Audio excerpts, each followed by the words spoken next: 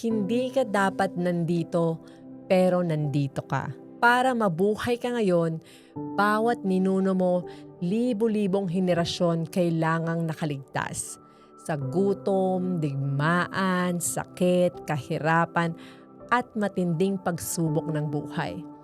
Isang pagkakamali lang, isang hindi nabuhay, isang hindi nagkaanak, wala ka sana dito.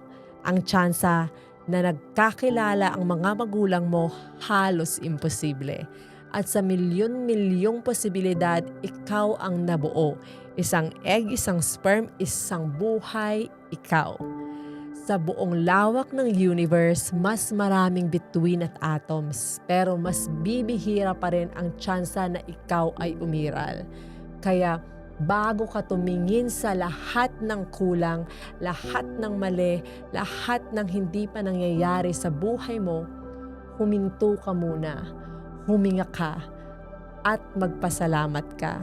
Dahil ang simpleng katotohanan na nabubuhay ka ay isa ng himala. At tulad ng sinabi ni Einstein, may dalawang paraan para tignan ang buhay. Una, parang walang himala.